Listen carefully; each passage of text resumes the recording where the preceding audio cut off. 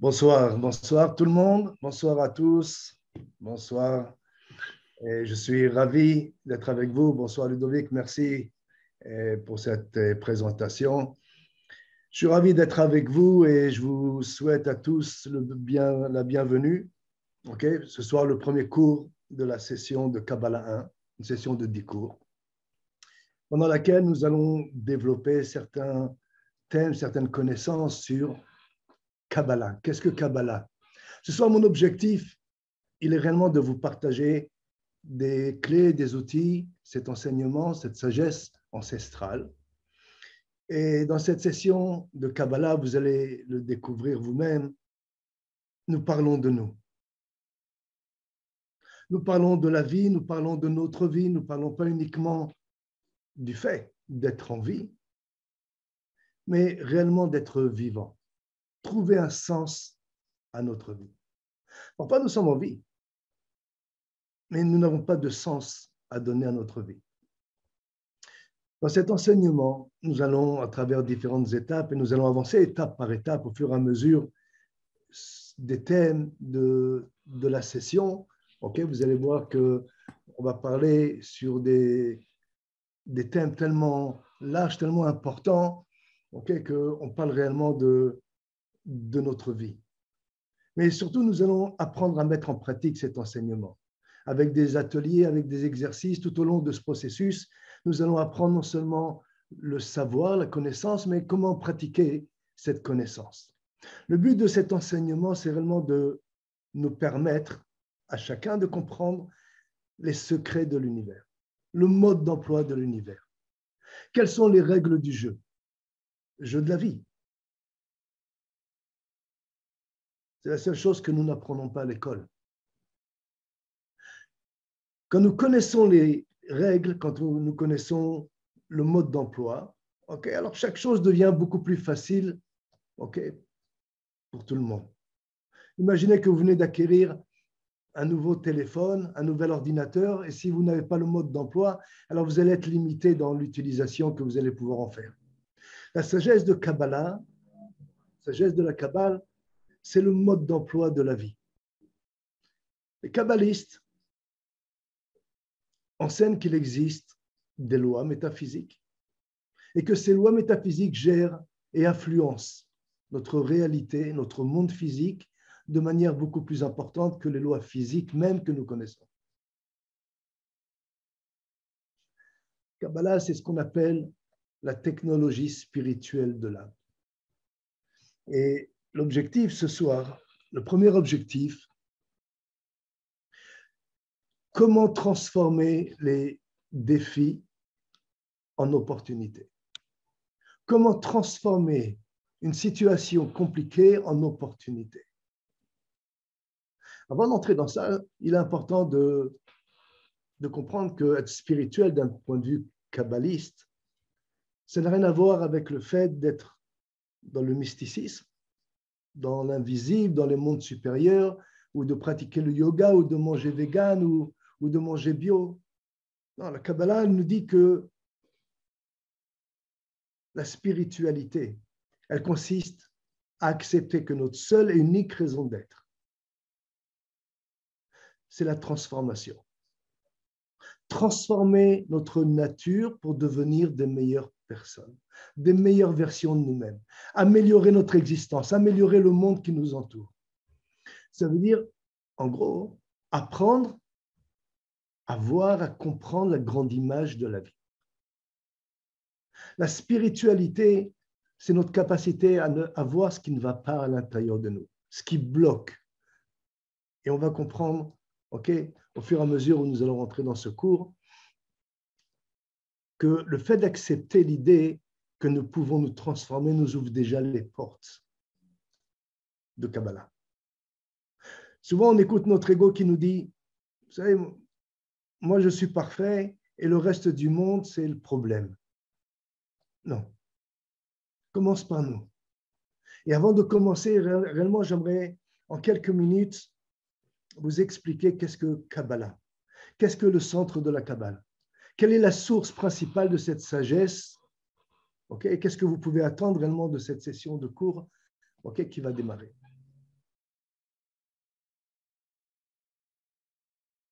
Kabbalah, c'est une sagesse ancestrale, sagesse spirituelle, sagesse antérieure à toute religion, accessible à chacun. Quel que soit le sexe, quelle que soit la croyance religieuse, le chemin spirituel, l'éducation, au-delà de tout. Premier livre de Kabbale qui a été écrit, il a été écrit à travers l'astrologie, il y a 4000 ans par le patriarche Abraham. C'est le livre de la formation, le Sefer Yetzira. Si vous avez entendu parler, Sefer Yetzira, c'est réellement quelques pages qui sont codées dans des formules qui seraient incompréhensibles pour le commun des mortels. C'est un peu comme si on disait E égale MC2. C'est une formule, ça ne veut rien dire concrètement si on ne développe pas, si on ne va pas en profondeur. Et le Sefer Yetzira parle des planètes, de l'influence des planètes, de l'influence des signes. Quand on parle d'Abraham, le patriarche, père des 3 religions monothéistes, on parle de la révélation du quantum, de l'énergie quantique. Tout est relié au-delà de la réalité physique. Comment tout est un, tout est unité. Mais encore une fois, pour la plupart de nous, le Sefer Yetzira, il est incompréhensible. Même si 2000 ans après, ça veut dire qu'il y a à peu près 2000 ans, le Zohar, le livre de la splendeur, la base de Kabbalah, qui est le texte principal de Kabbalah, qui a été écrit en araméen, donc même quasiment incompréhensible. Aujourd'hui, traduit dans plusieurs langues. Le livre du Zohar a décodé le Sefer Yetzira. Et le livre du Zohar, le livre de la splendeur, contient l'ensemble des secrets de Kabbalah. Il nous aide à comprendre les secrets de l'univers, à comprendre les secrets de la vie. Toutes les questions qu'on peut se poser. Pourquoi nous sommes là? Comment tout a commencé? Quel est le but de la création du monde?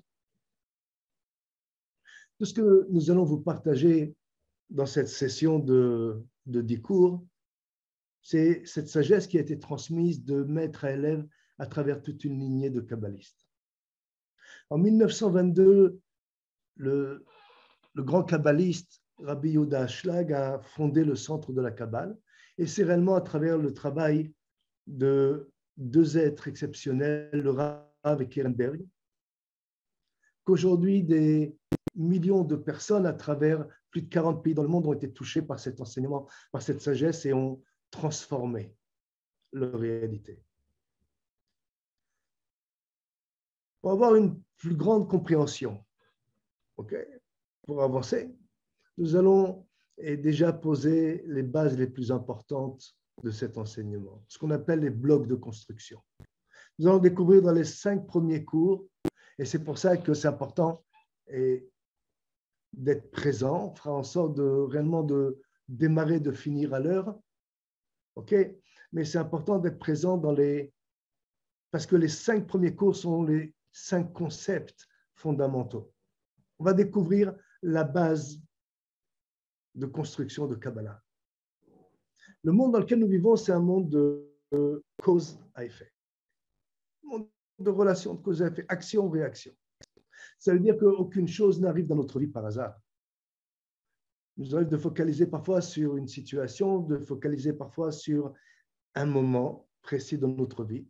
Et de ce moment, de cette situation, on commence à juger, on commence à avoir une perception de la vie. Mais si nous ne voyons qu'une seule pièce d'un puzzle, on ne peut pas comprendre la grande image. Et c'est là le cours où vous êtes. Apprendre à voir au-delà de la simple pièce du puzzle. Quelle est la grande image du puzzle? La Kabbalah, elle enseigne comment donner un véritable sens à notre vie. Comment trouver un but? Comment trouver notre but? Parce que sans but à atteindre, il ne se passe rien.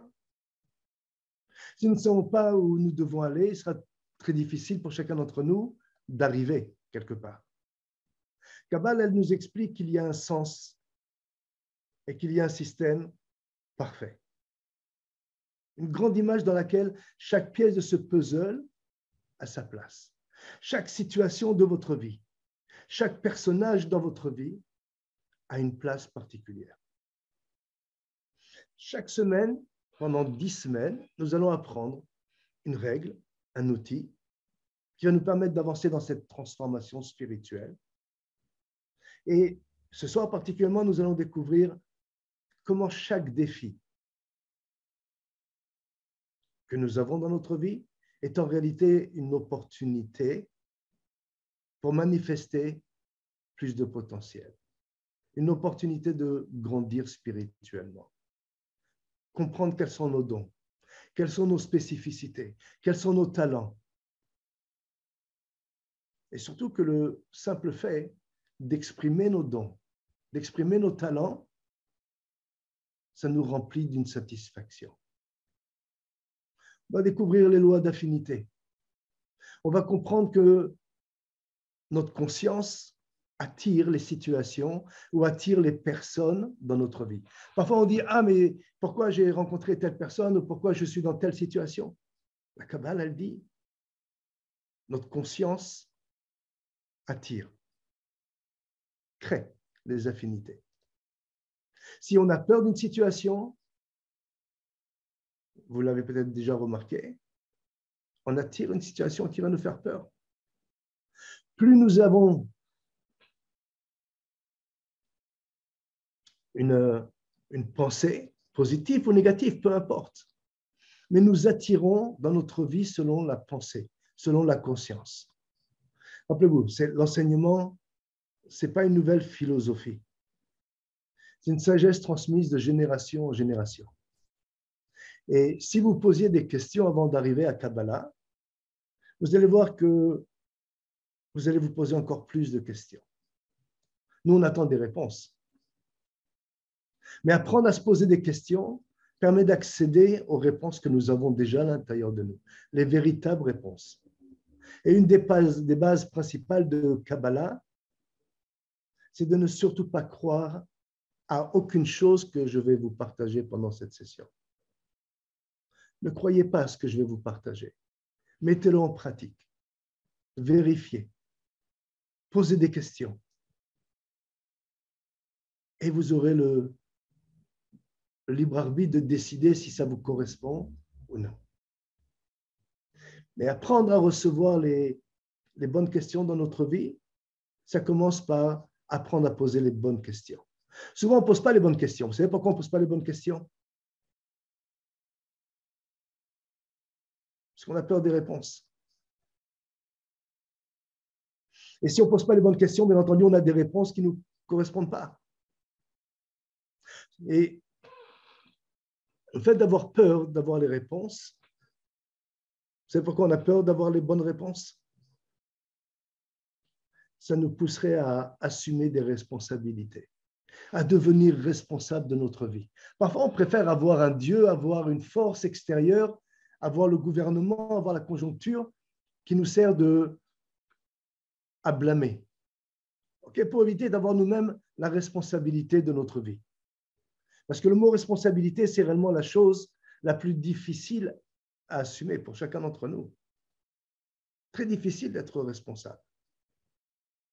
Parce qu'être responsable, ça signifie devenir la cause. Ne plus être la victime de ce que nous vivons, ne plus être l'effet de ce que nous vivons, mais être la cause, le responsable de ce que nous vivons. Et parfois, on n'a pas envie. Et si vous êtes là, c'est que vous avez le désir d'avancer.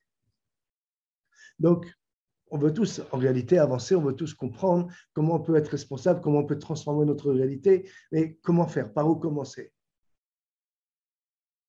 Imaginez que votre vie soit parfaite, et peut-être que votre vie est parfaite en vrai. La question, c'est comment faire pour continuer qu'elle soit toujours parfaite. Si tout est bien, comment je peux faire en sorte que tout soit toujours bien? On aimerait parfois que les choses, elles changent dans notre vie, que les situations, elles changent. Mais on ne peut pas changer les situations sans changer nous-mêmes. C'est pour ça que nous sommes dans ces situations, pour avoir la capacité de changer.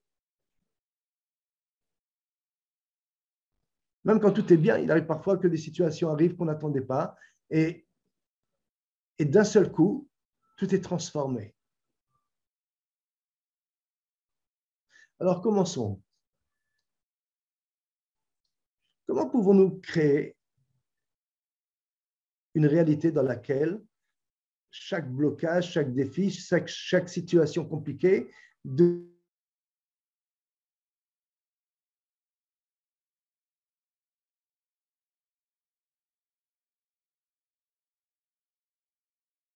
la diapositive qui arrive, que le monde est divisé en deux parties. Une partie qu'on appelle le monde spirituel, le monde des 99%, et le monde de 1%, qui représente, ce n'est pas des chiffres clés précis, okay, mais c'est pour avoir une compréhension, une image. 99% correspondent aux 9 sphères supérieures. Vous connaissez cette structure, n'est-ce pas? Pour la plupart d'entre vous, vous avez déjà vu cette structure qui représente l'arbre de vie, les 10 sphères. La dernière sphère qui représente le monde de Malchut, le monde physique, de la réalité dans laquelle nous vivons, est la dernière. Okay? Ce que vous avez devant vous, c'est la totalité de la réalité spirituelle. 9 cercles, 9 sphères supérieures qui représentent le royaume spirituel, qu'on appelle l'invisible, la lumière. Et nous sommes, si vous regardez tout en bas, le 1%, qui représente le niveau de Malchut, le niveau du monde physique dans lequel nous sommes. Dans ce monde aussi, il existe la lumière. Mais il existe aussi la physicalité. Dans les 9 sphères supérieures, il n'y a pas de physicalité. Il n'existe uniquement que la lumière. Et on va expliquer qu'est-ce que la lumière. Kabbalah enseigne que cette réalité physique ne représente que 1% de notre existence. 1% de notre réalité. Tout ce que nous vivons, tout ce que nous touchons, tout ce que nous sentons, tout ce que nous entendons ne représente que 1% de notre réalité. Et que 99%, c'est du potentiel.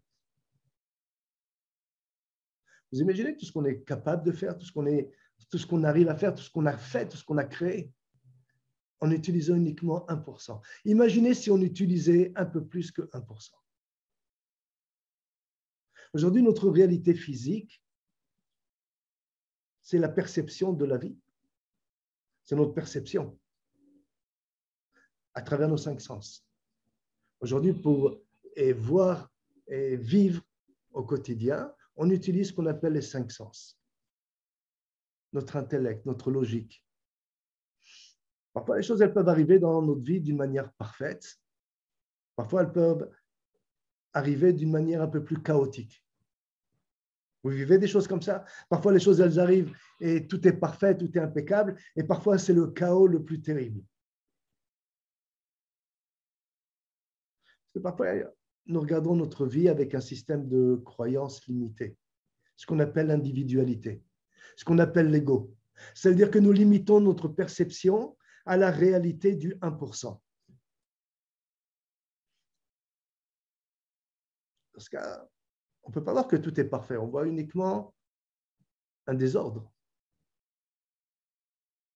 La question, c'est où sont passés nos rêves, nos désirs, notre potentiel.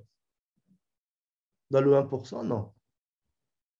Tout ça, ça se trouve dans le monde supérieur des 99%.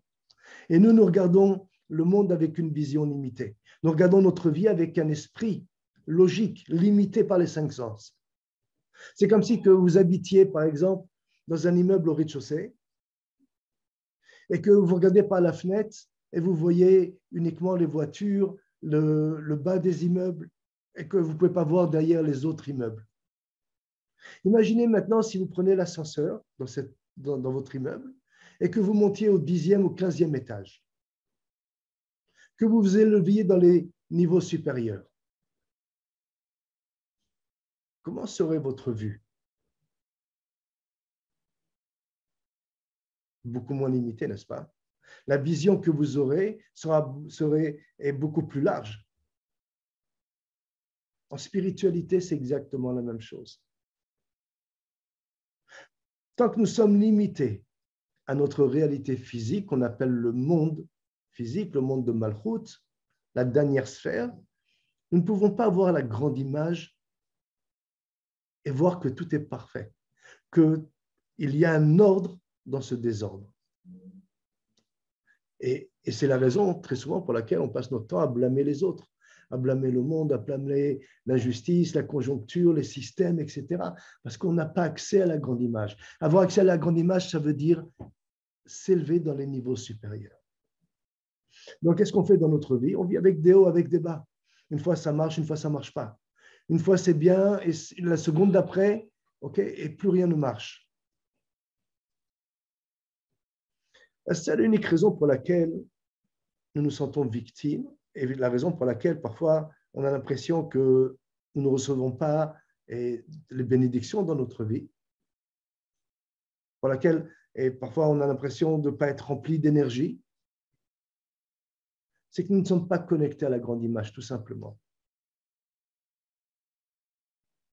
Donc, vous allez voir que la façon dont nous allons dispenser ces 10 cours, cette session de cours, okay, c'est un côté un peu pertinent. Okay, parce qu'on ne parle pas uniquement de théorie. On parle de théorie et de pratique. Et pour ça, il y a un engagement à prendre, un engagement que vous devez prendre avec vous-même. On parle de vous. Vous devez comprendre que vous n'êtes pas arrivé dans cet enseignement par hasard, que chacun d'entre nous, quand je suis arrivé il y a une trentaine d'années dans cet enseignement, ce n'était pas par hasard non plus, mais on l'a compris que beaucoup plus tard. Notre âme nous pousse, nous guide dans ce chemin. Vous savez, quand on parle d'intuition, de créativité, de clairvoyance, quand on parle du sixième sens, ce n'est pas quelque chose qui vient de l'extérieur. Ce n'est pas quelque chose que vous avez appris.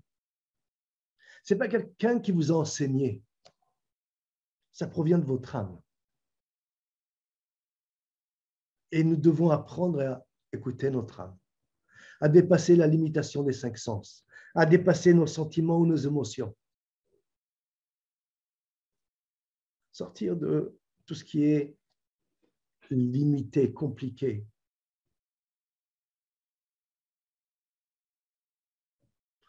Vous avez compris que 99% des problèmes proviennent uniquement de notre façon de voir la vie.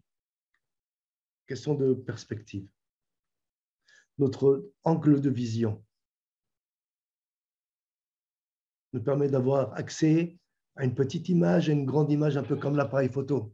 Vous pouvez focuser avec l'appareil photo sur un détail, et très souvent, c'est ce que nous faisons dans notre vie, et on reste bloqué dans ce détail de notre vie. Dans ce moment de notre vie, on ne voit pas tout ce qu'il y a avant ou après. Ou alors, on peut prendre le recul nécessaire, okay, pour voir la grande image. Donc, avant d'aller plus loin, j'aimerais que vous preniez réellement quelques instants maintenant. Okay, j'espère que vous avez tous un carnet à proximité. Et j'aimerais que vous puissiez écrire sur votre journal, on va appeler ça le journal, le carnet qui va vous servir pendant cette session et avancer. Okay. Quel changement vous souhaiterez avoir dans votre vie à l'issue de cette session? Okay, en appliquant ce qu'on va vous enseigner, cette sagesse, je dis, mais quel est le but que vous voulez atteindre? En prenant cette session, quel est votre but? Quel est le changement que vous aimeriez voir? Okay, prenez le temps. Écrivez pour vous. Okay? Prenez 2-3 minutes et écrivez. Dans quel aspect de votre vie vous aimeriez voir les choses changer? Dans les relations, dans la santé, dans votre vie professionnelle et dans votre vie familiale? Quel est l'objectif? Okay? Je vous laisse quelques instants.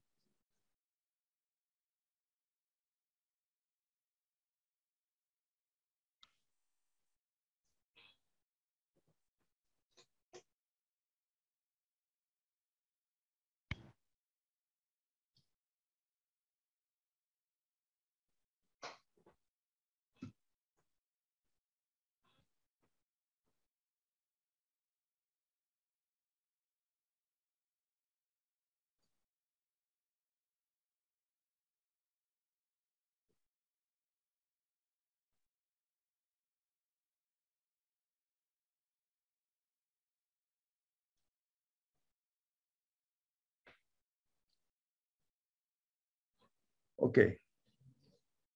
Si vous n'avez pas eu le temps de finir, vous pouvez, et tout à l'heure, continuer tranquillement.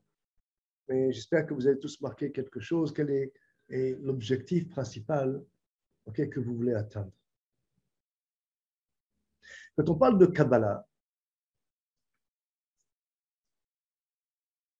Kabbalah, le sens étymologique du mot Kabbalah, en hébreu, ça veut dire recevoir. Vous avez remarqué que le matin, quand on se lève, il y a toujours quelque chose qui nous pousse à nous lever. Okay? Sinon, on resterait allongé, endormi, mais il y a toujours quelque chose qui nous pousse à nous lever, qui nous motive. Okay? Qu'est-ce qui vous pousse dans la vie? Quand vous vous levez le matin, quelle est la force qui vous motive?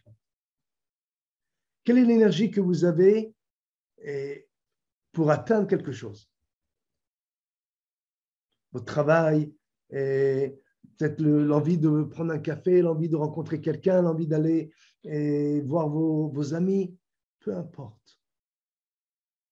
Nous avons tous quelque chose que nous cherchons à atteindre. Et ce que nous cherchons à atteindre provient de ce que nous appelons le désir.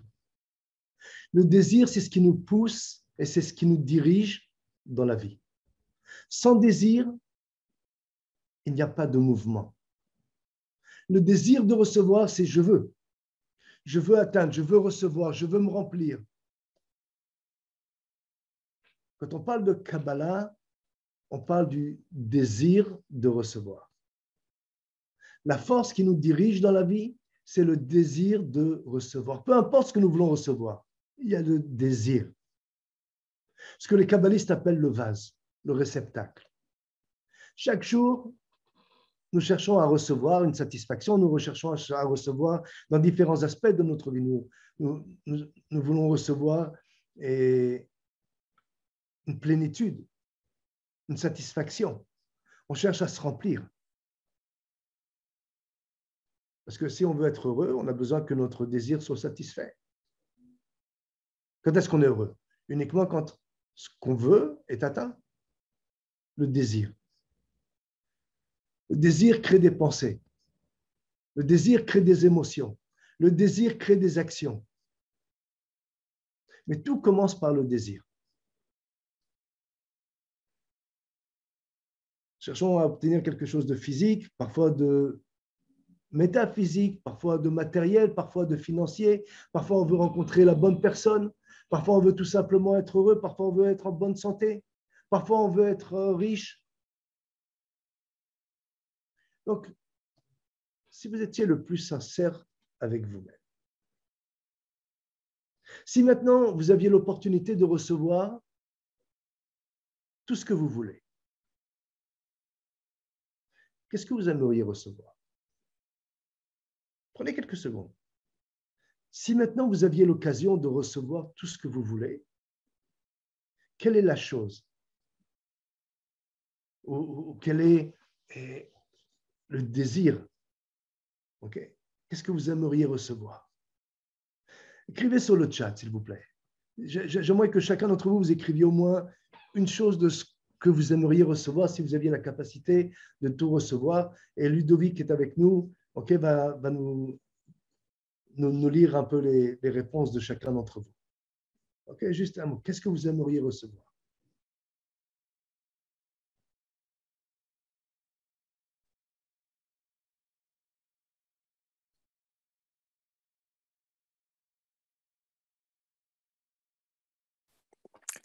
Alors, Julie nous dit la paix dans le cœur.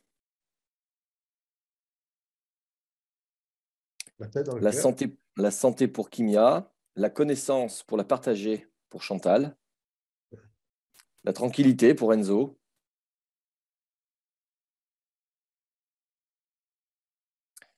paix profonde pour Armand, Tranquillité, la paix, la sagesse, la sagesse, abondance matérielle et financière pour Julie, le bonheur pour Kwaku. quoi d'autre? C'est ce que vous aimeriez recevoir si vous aviez l'occasion.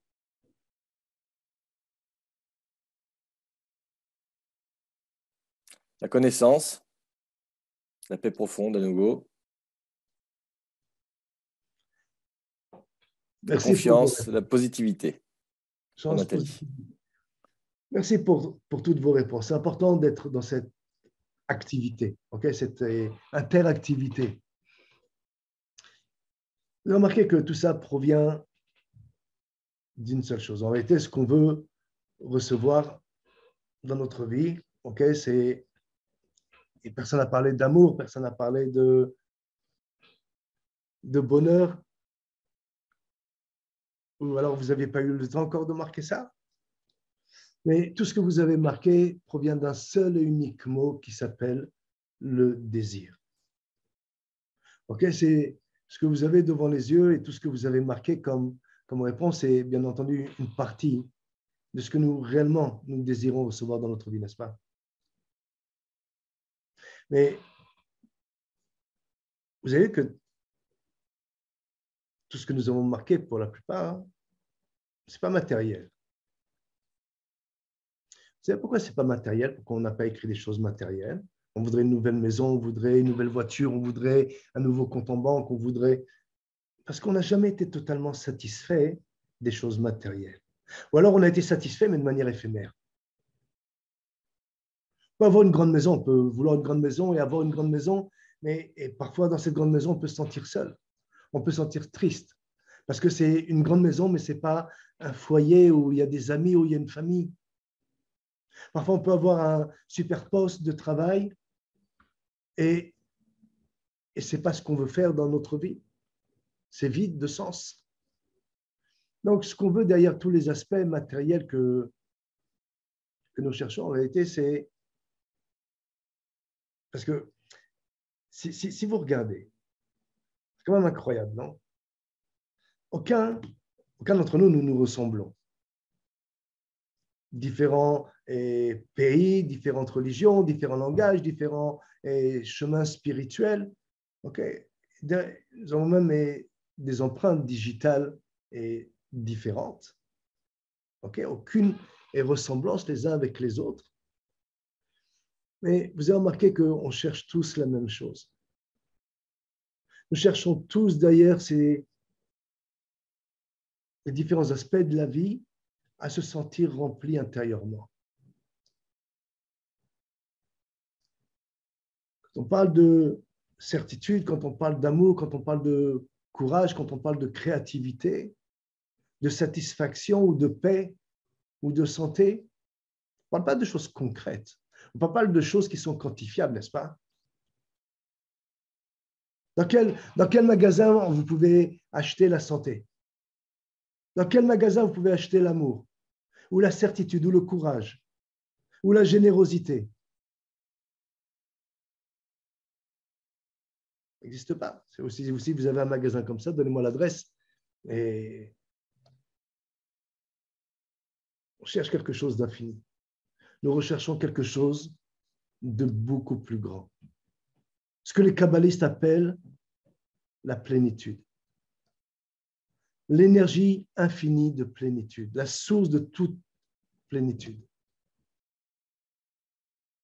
Il y a un mot que les kabbalistes utilisent pour cette énergie infinie, c'est la lumière. Lumière, simple. Qu'est-ce que c'est la lumière? Quand on parle de lumière, on parle d'une force créative. On parle d'une force d'épanouissement, de partage. On ne parle pas de la lumière physique. Mais si on vous posait la question, regardons de plus près. Quand on parle de la lumière physique, à quoi ça sert la lumière physique dans ce monde? À enlever toute forme d'obscurité, à voir clair. Plus on voit clair, plus on peut se diriger, plus on peut avancer. Donc, les kabbalistes utilisent des termes physiques uniquement pour nous aider à comprendre les choses spirituelles. Quand vous allumez la lumière dans une pièce, l'obscurité disparaît. On ne cherche pas à savoir comment elle disparaît. La lumière, l'obscurité disparaît.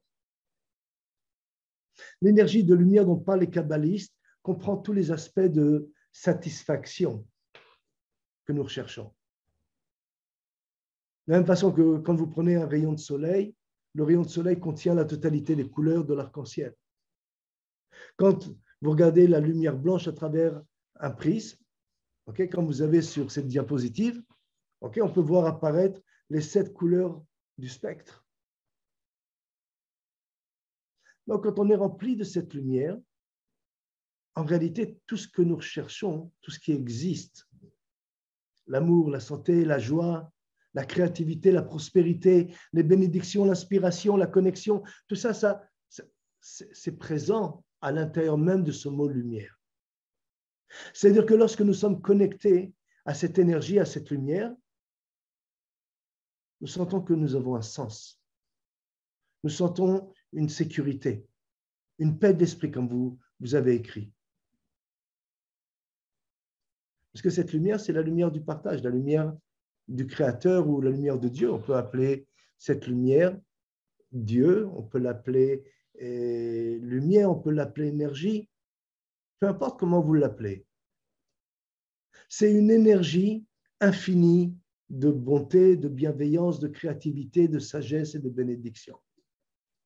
Donc, si on veut comprendre ce qu'on est en train de dire, lorsque nous cherchons dans notre vie à atteindre un succès, lorsque nous cherchons dans notre vie à atteindre un objectif, une relation, l'argent, le contrôle, c'est comme si on cherchait à atteindre les couleurs du spectre, les effets. Et c'est pour ça qu'on n'est jamais satisfait. Parce qu'on n'atteint pas la lumière, on atteint uniquement les effets de la lumière. Plus nous sommes connectés à cette lumière, et on va voir dans ce cours comment on se connecte à cette lumière, plus on se connecte à cette lumière, plus nous donnons un véritable sens à notre vie. Vous avez vu ces journées, je suis sûr que chacun d'entre vous, vous avez déjà vécu des journées comme ça, vous vous levez le matin et vous êtes inspiré. Inspiré, ça veut dire que vous avez les mots appropriés pour aider quelqu'un, pour guider quelqu'un, pour vous-même. Vous avez les solutions à tous les problèmes qui se posent à vous. Commencez à voir clair. Votre journée, elle est synchronisée. Chaque chose trouve sa place. On a des journées comme ça. Chacun d'entre nous, on a vécu des journées comme ça, n'est-ce pas? Mais on aimerait vivre ces journées de plus en plus. Donc, j'aimerais faire un petit exercice avec vous, si vous êtes d'accord. Prenez 30 secondes. OK, fermez les yeux, respirez profondément. OK, et essayez de vous rappeler un souvenir, un moment dans lequel vous avez été confronté à une situation où vous avez été connecté à la lumière et vous avez trouvé la force de gérer. Okay? Ça peut être un moment où vous avez rencontré votre âme sœur, vous avez rencontré, ou alors la naissance d'un de vos enfants, le moment où vous êtes marié, un moment où vous avez été connecté à cette lumière, un moment où vous avez trouvé, par exemple, le courage de faire face à une situation. Synchronicité, quelque chose d'incroyable qui s'est passé. Okay? Ou c'est simplement un moment de paix. Prenez 30 secondes et rechargez-vous dans ce moment de gratitude. Revivez ce moment en totalité.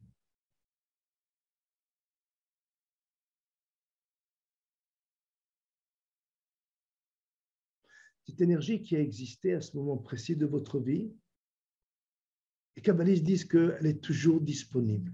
Chaque seconde de notre vie, nous avons la capacité de reconnecter à cette même lumière, à cette même énergie. Pas juste à un moment de notre vie, chaque seconde de notre vie. Donc j'espère que je ne vous ai pas perdu et que vous êtes là, parce que maintenant j'ai une véritable question importante à vous poser.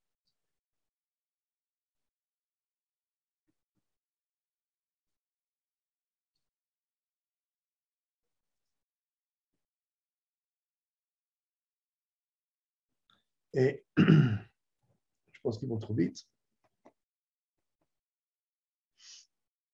On est en train de dire que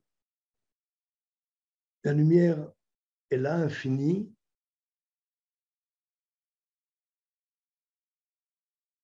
et que nous, notre désir, c'est de recevoir cette lumière. Est-ce que Et Ludo, on peut lire cette citation. Si la lumière est source de satisfaction infinie, d'épanouissement et de joie, pourquoi ne sommes-nous pas toutes et tous satisfaites de notre vie?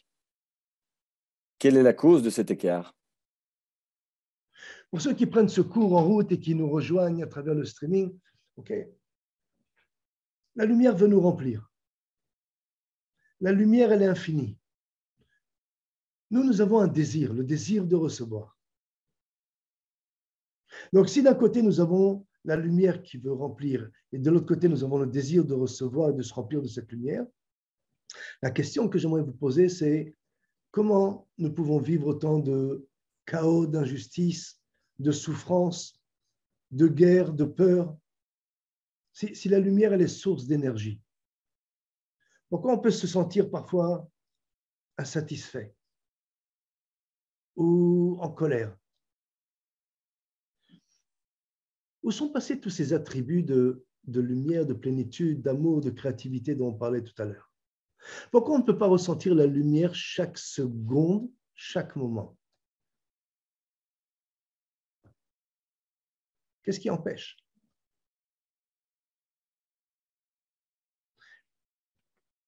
Vous prenez votre journal, votre carnet, et pensez à une situation, pensez à un moment de votre vie, auquel vous avez été confronté, pas quelque chose de votre enfance, mais quelque chose d'actuel, d'accord? Écrivez, une situation compliquée, un défi dans lequel vous êtes bloqué, et vous pouvez vous marquer ce que vous ressentez face à cette situation. Ça peut être une situation, et par exemple, une situation que vous n'aviez pas prévue, que vous n'avez pas pris en compte dans votre quotidien. Vous n'étiez pas prêt à ça. Quelque chose qui est arrivé subitement. Ou alors vous aviez prévu quelque chose et il vous arrive quelque chose de différent. Vous deviez partir en voyage et d'un coup, il y a une grève qui se met en place. Vous aviez un rendez-vous, vous êtes bloqué dans les embouteillages et c'est un rendez-vous capital. Écrivez une situation. Problème de santé, quelque chose qui vous a bousculé dans votre vie. Prenez une seconde pour marquer cette situation.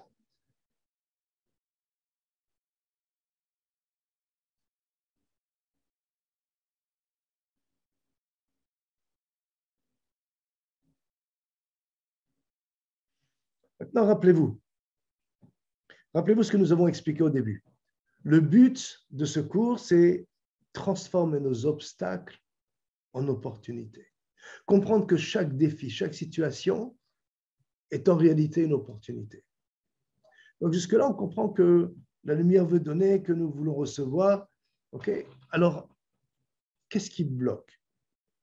Et nous allons maintenant approcher la première règle spirituelle de la vie, qu'on appelle les lois d'affinité. Vous avez déjà entendu parler des lois d'affinité? Qui se ressemblent, s'assemblent. La loi spirituelle d'affinité, ça veut dire que la lumière attire la lumière, que notre conscience attire les mêmes choses qui correspondent à notre conscience. Plus nous agissons comme la lumière, plus nous expérimentons la lumière, ça veut dire le partage, la bienveillance, la bonté, plus nous attirons vers nous toute forme de bénédiction, de bonté, de proactivité. Plus nous sommes la cause, plus nous attirons, la cause ça veut dire le responsable, plus nous attirons selon ce que nous pensons. La lumière, elle se trouve à l'intérieur de nous, pas à l'extérieur de nous. Ça veut dire que chaque fois que nous manifestons un des attributs de cette lumière qui existe à l'intérieur de nous, nous devenons la cause et non l'effet. C'est quoi l'effet? On va parler plus concrètement. Qu'est-ce que c'est l'effet? L'effet, ça veut dire subir les événements extérieurs. Par contre, prévoir, contrôler les événements extérieurs, ça, c'est être la cause. Les kabbalistes, ils enseignent qu'il y a deux forces qui existent dans ce monde. L'âme, la lumière, le corps, le vase, le réceptacle. C'est-à-dire qu'à l'intérieur de nous, nous avons deux consciences. J'espère que vous êtes là, okay, que je ne vous ai pas perdu. Nous avons à l'intérieur de nous la conscience de l'âme et la conscience du corps. La conscience de l'âme, c'est l'essence de la lumière, l'essence même de la lumière. Ça veut dire notre âme, et notre âme est pure. Le but de notre âme, c'est de faire le bien, de partager. Notre âme, elle est connectée avec la grande image. Ça veut dire que notre âme, c'est que chaque situation, chaque challenge dans notre vie, c'est en réalité une opportunité. Notre âme, elle agit de manière proactive. Elle sait que chaque chose qui arrive dans la vie est pour le meilleur. De la même façon, notre âme, elle sait que chaque situation extérieure ne contrôle pas notre vie. Uniquement si on leur donne la possibilité de contrôler. Par contre, la conscience du corps, ce qu'on appelle en Kabbale la conscience du corps, le vase, le désir de recevoir, lui est réactif. Et nous représentons le vase. C'est-à-dire que nous attendons, chacun d'entre nous, d'être rempli par une situation extérieure. Chacun de nous, on a une taille de désir de recevoir différente. C'est-à-dire que nous avons tous un niveau de conscience différent, une capacité différente à recevoir la lumière. Le corps que nous avons, la conscience du corps, c'est ce qui est dirigé par nos cinq sens, par notre ego. L'ego, c'est une force opposée à l'âme. On a l'âme d'un côté, le corps, l'ego de l'autre côté. Et pour mieux comprendre, il est important de comprendre les deux aspects, un proactif et un réactif. Est-ce qu'à votre avis, l'ego, quand on parle de l'ego, est-ce que l'ego, c'est quelque chose de positif ou de négatif?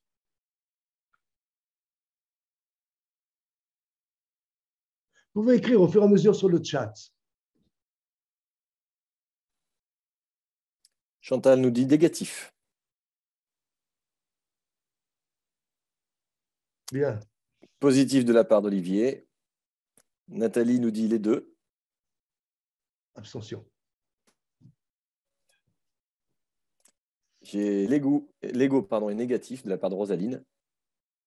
L'ego est négatif.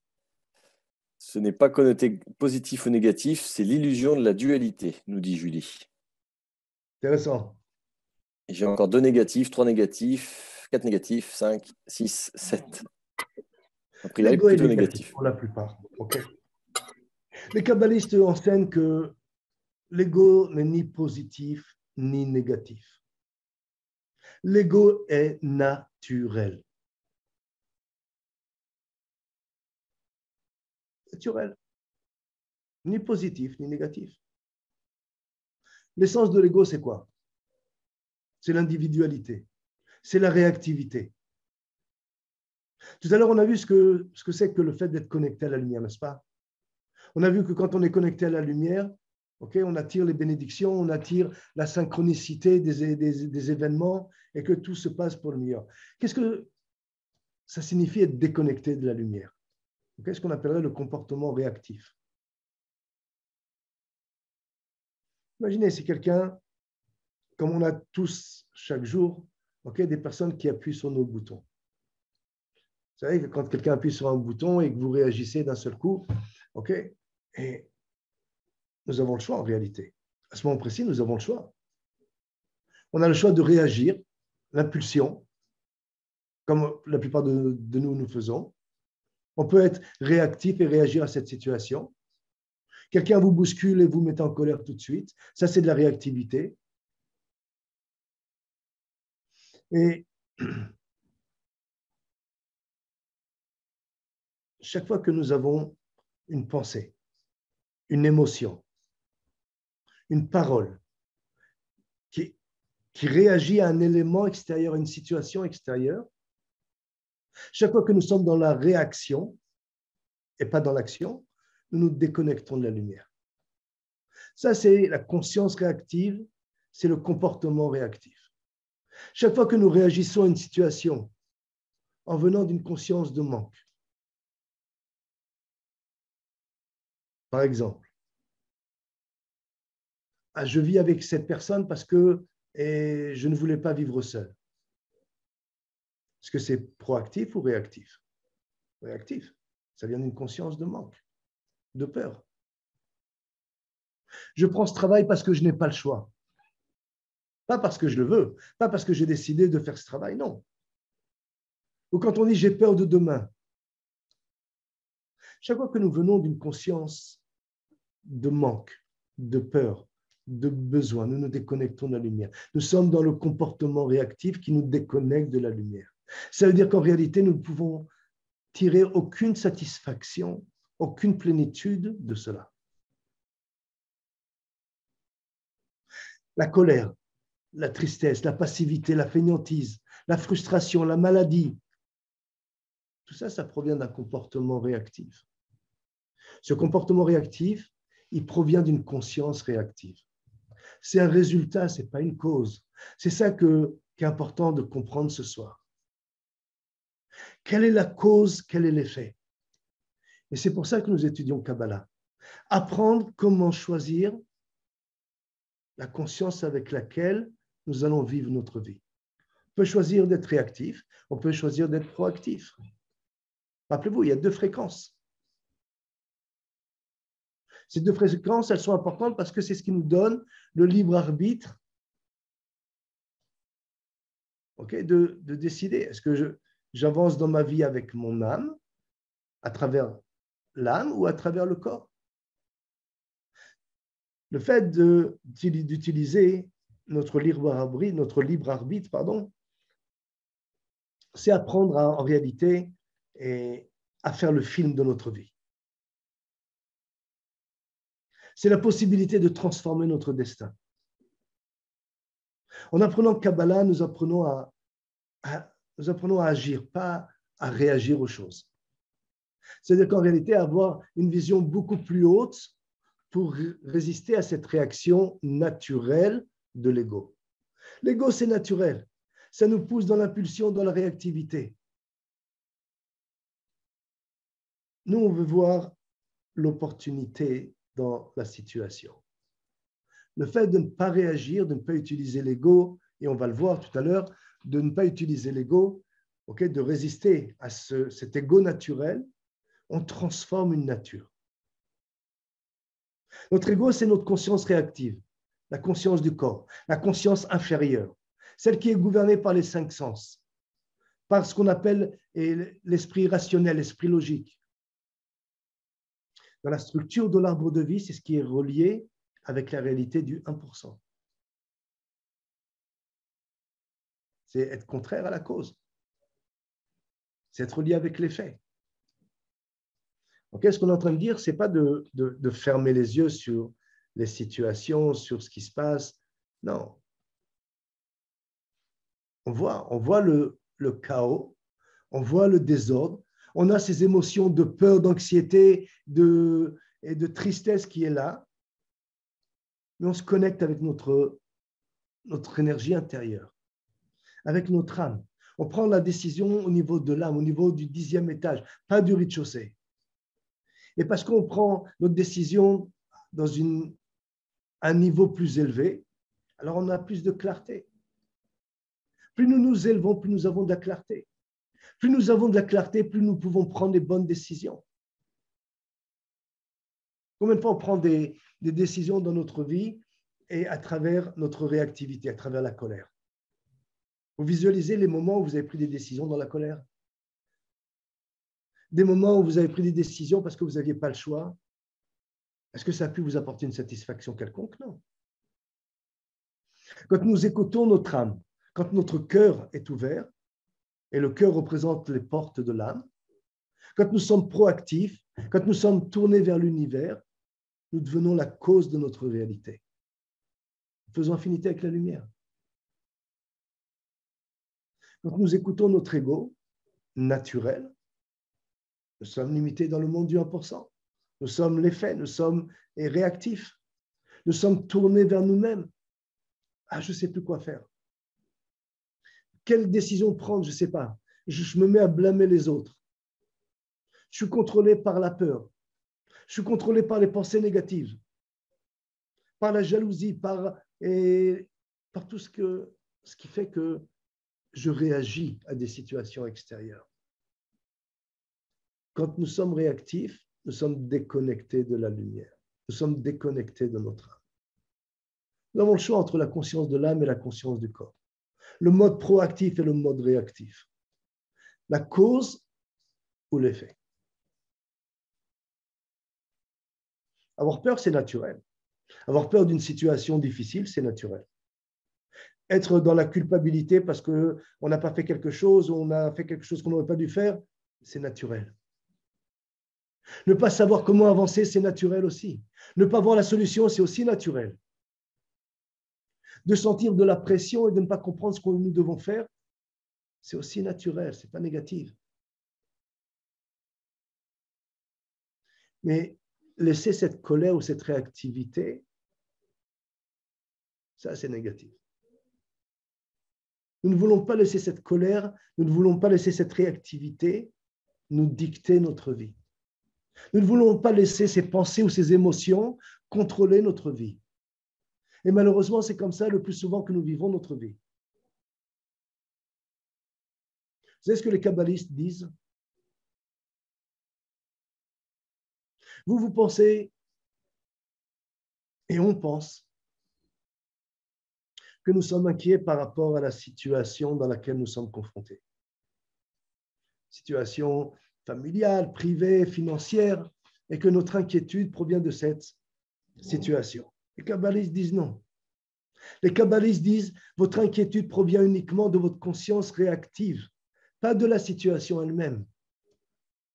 Et notre addiction à cette conscience réactive nous déconnecte de la lumière, nous déconnecte de la grande image de notre vie. Vous êtes d'accord avec ça? Vous voulez une preuve?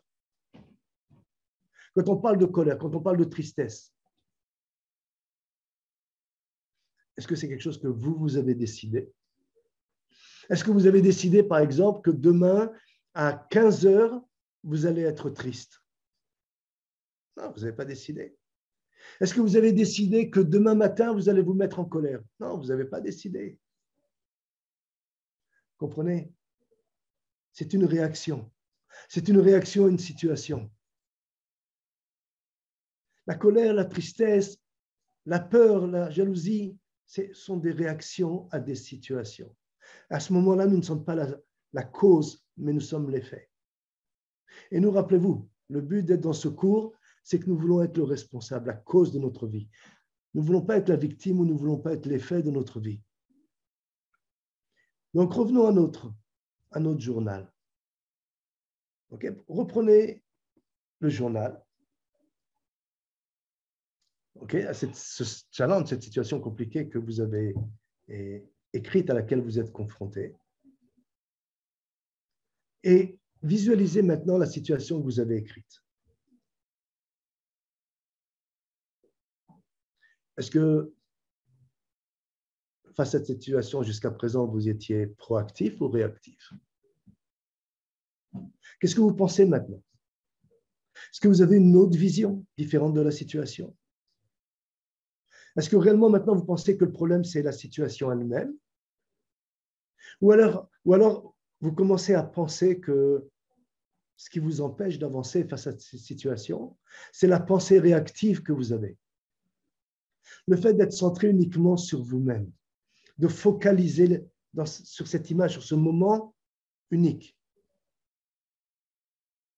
Et que vous êtes bloqué soit par le regard des autres, soit vous êtes bloqué par la peur du risque, soit vous êtes bloqué par la colère, par la mésestime de vous-même. J'aimerais que vous écriviez. Okay. Quelle est la pensée que vous avez maintenant? Écrivez qu'est-ce qui vous vient à l'esprit. Profitez de ces quelques moments pour écrire. Allez, je vous laisse quelques secondes.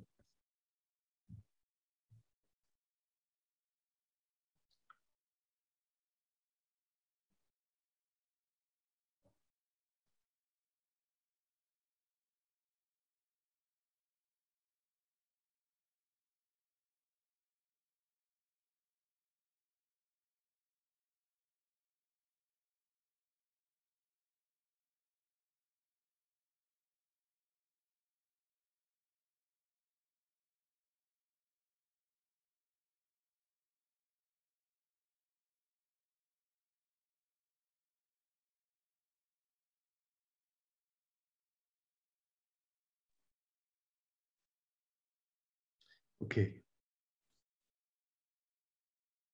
Parlons maintenant de l'outil qui nous correspond aujourd'hui. Quelle est la chose la plus importante à faire d'un point de vue kabbaliste dans ces moments de défi, de challenge, là où on est confronté dans ces situations compliquées? Quel est l'outil que les kabbalistes nous donnent pour passer d'un mode réactif à un mode proactif? Et réellement, j'aimerais que vous gardiez cet outil, okay? Non seulement pendant toute la session des cours, mais dans votre quotidien, chaque seconde de votre vie. Cet outil, il s'appelle « Pause, quel plaisir ». Pause, quel plaisir. Qu'est-ce que ça veut dire? Kabbalah enseigne que face à n'importe quel défi dans notre vie, la réponse de notre âme, c'est toujours OK. Comment maintenant passer de l'ego à l'âme? Comment passer de l'effet à la cause? Comment on peut passer du 1% limité au 99% infini? Comment on peut passer du monde et de la limitation des 5 sens à la totalité de la réalité? Quel est le secret? Quel est le secret pour activer cette lumière à l'intérieur de nous? Imaginez au milieu d'une frustration, d'une douleur, d'une colère. Okay, comment on peut créer la paix? Tout à l'heure, il y a 2-3 personnes qui ont écrit la paix de l'esprit, la paix intérieure. Comment on peut passer d'un moment où on est dans une douleur ou dans une frustration ou dans une complication à un moment de paix intérieure, de connexion avec la lumière? Quand il y a une situation compliquée qui arrive, okay, nous sommes réactifs. Naturellement, nous sommes réactifs. Le corps est réactif. L'être humain est réactif. La nature humaine est réactive. Jusqu'à ce que nous arrivions à nous transformer. Et c'est de ça qu'il est question maintenant. L'outil que nous avons appris aujourd'hui, c'est cette capacité à transformer un mode réactif, robotique, en un mode proactif. C'est un processus qui prend du temps. À mettre en pratique. Mais vous allez voir que plus vous allez mettre en pratique ce pause, quel plaisir, plus vous allez transformer et vous allez vous sentir rempli d'une lumière particulière. Donc cette semaine, quand vous allez vous retrouver dans un moment de réactivité, faites pause. Prenez la télécommande de votre vie, appuyez sur pause, 2 secondes. Quelqu'un va bousculer, pause. Quelqu'un m'a mal parlé, pause. Je commence à avoir peur, pause. Qu'est-ce qui se passe en faisant pause? En réalité, en faisant pause, on bloque le système de réactivité robotique. On bloque le système naturel de notre cerveau, la programmation de notre cerveau. Le fait de dire quel plaisir derrière, okay, parce qu'en réalité, comment, dans une situation difficile, comment vous pouvez dire, on peut faire pause, okay, on peut comprendre qu'on peut faire pause, mais comment on peut dire quel plaisir? On est en colère, on est frustré, on est anxiété, on est bouleversé, on est bousculé. Comment on peut dire quel plaisir? Mais le fait de dire pause, quel plaisir, au moment où on dit quel plaisir, en réalité, on reconnecte à la lumière, on reconnecte avec notre âme, on reconnecte avec la réalité des 99%, avec notre véritable moi. Le fait de dire pause, quel plaisir, on fait en sorte que le cerveau interrompt sa réponse automatique, réactive, et crée un nouveau chemin. Ça, c'est la façon de sourire à la vie. C'est la façon d'être vivant, pas juste uniquement en vie. Chaque fois que vous faites pause, vous devenez vivant. Vous bloquez le système réactif. Ce chemin de pause, quel plaisir, ça ouvre la conscience de l'âme. Ça nous pousse à agir maintenant, plus à réagir. Pause à mon système réactif. Je laisse la lumière maintenant, et je laisse à la lumière la possibilité de connecter avec mon âme. Toute cette session, toute la session dans laquelle nous allons rentrer, elle est conçue, elle est prévue pour nous aider à passer de cet état de réactivité en proactivité. Apprendre à faire pause. Créer le véritable changement de conscience. Pause, quel plaisir. Pause, ce n'est pas un problème. Je peux voir le problème, on peut être du côté du problème dans la vie, on peut être du côté de la solution. Naturellement, on est réactif. Naturellement, notre système, notre instinct est dans l'impulsion. On réagit tout de suite. Le fait de faire pause, c'est permettre à l'âme de se reconnecter avec la lumière. C'est permettre à notre système, à la conscience de l'âme de prendre contrôle dans notre vie, à transformer toute situation en opportunité. Pause. Pause, quel plaisir. Pause, je bloque le système, je bloque l'image, je bloque ce qui se passe dans ma vie et je décide de transformer, d'utiliser pas la nature la plus basse. Rappelez-vous, nous avons les deux natures en nous, la nature du corps, du vase, du réceptacle, de l'effet, de la victime, et nous avons aussi l'essence, l'aspect, la conscience de l'âme, infinie, capable de voir la solution, de comprendre que tout est opportunité. C'est ça qu'on fait en faisant pause. Pause, je passe d'un niveau réactif à un niveau proactif. Les kabbalistes disent que si nous sommes capables de bloquer notre réactivité, de transformer notre réactivité, uniquement ça, uniquement pause, quel plaisir. Et je vous invite cette semaine réellement à, quand vous êtes avec vos enfants, quand vous êtes avec vos collègues, quand vous êtes dans votre travail, dans la rue, dans les transports, mettez en pratique. Au moment où vous sentez que la peur monte, que la colère monte, que l'anxiété monte, que l'inquiétude monte, que l'incertitude arrive, et que vous vous rappelez ce cours en disant pause, je suis capable je ne veux pas réagir, je veux laisser mon âme agir. Là, vous allez voir qu'il se passe une synchronicité avec la lumière. Là, vous voyez que vous êtes connecté à un autre niveau avec vous-même, avec le véritable moi. Donc, si on fait un récapitulatif et sur ce que nous avons appris ce soir, Ludovic, s'il vous plaît. La Kabbale représente le livre des règles spirituelles de la vie. Tout ce que nous voulons dans la vie est lumière, toutes les couleurs du spectre de l'épanouissement. Nous avons deux modes, connecter à la lumière et déconnecter de la lumière. Lorsque nous sommes proactifs, proactives, nous agissons comme la lumière. Nous sommes alors connectés à elle.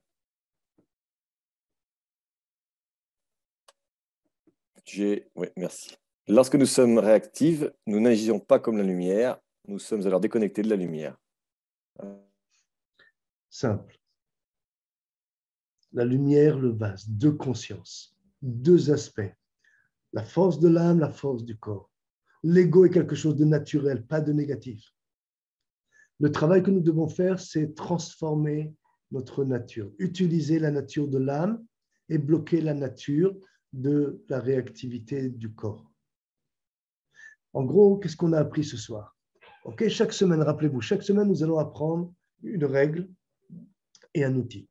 Une règle qui nous donne le chemin, un outil qui nous permet de mettre en pratique. La règle numéro 1, c'est que pour révéler la lumière, nous devons agir comme la lumière. Il ne suffit pas de penser comme la lumière, nous devons agir comme la lumière. Et l'outil numéro 1, c'est que le fait de faire pause, quel plaisir. Pause n'est pas un problème, c'est une opportunité.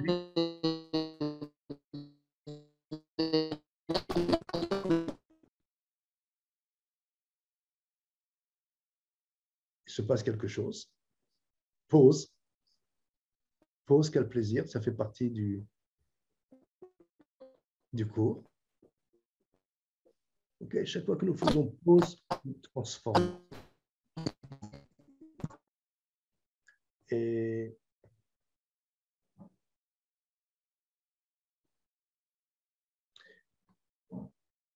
pour la semaine prochaine et cette semaine, pratiquez, mettez en place. Pause, quel plaisir. Aussi souvent que vous pouvez le faire. Dans votre travail, dans votre quotidien, à la maison. Dès que vous sentez que votre épouse, que votre mari, que vos enfants, que vos parents, que le voisin, que quelqu'un vous pousse, appuyez sur un bouton, mettez en place cet outil. Pause, quel plaisir. Et j'espère que ce premier cours vous a permis déjà de comprendre ce concept et que de là, vous êtes prêt à avancer dans la responsabilité de votre vie, à être la cause et pas l'effet. Merci à toutes, merci à tous et je vous souhaite une excellente semaine. Mettez en pratique, ne croyez pas ce qu'on a dit, mettez en pratique. La semaine prochaine, nous allons avancer sur le tikkun. Nous allons comprendre un peu plus qu'est-ce que le tikkun, qu'est-ce que le karma d'un point de vue kabbaliste. Et Ludovic, est-ce que nous avons des questions? Non, je n'ai pas de questions, Thierry.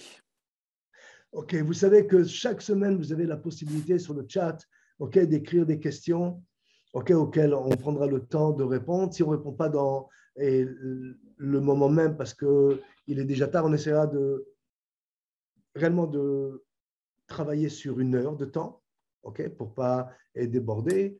Et au fur et à mesure, on expliquera. À partir du 2e cours, il y aura des ateliers avec des étudiants mentors qui pourront vous encadrer, vous aider à avancer dans tout ça, mais on expliquera la semaine prochaine. Donc, réécoutez le cours. Vous allez recevoir l'enregistrement, réécoutez le cours, mettez en pratique et j'espère que ça a été clair. Si ce n'est pas clair, n'hésitez pas à poser des questions et je vous dis à la semaine prochaine. Excellente semaine à tous. Merci. Merci Ludovic et merci à chacun d'entre vous. À la semaine prochaine. Merci Thierry, merci tout le monde. Merci Thierry, merci la semaine prochaine aussi. Bonne semaine à tous, à toutes. Merci.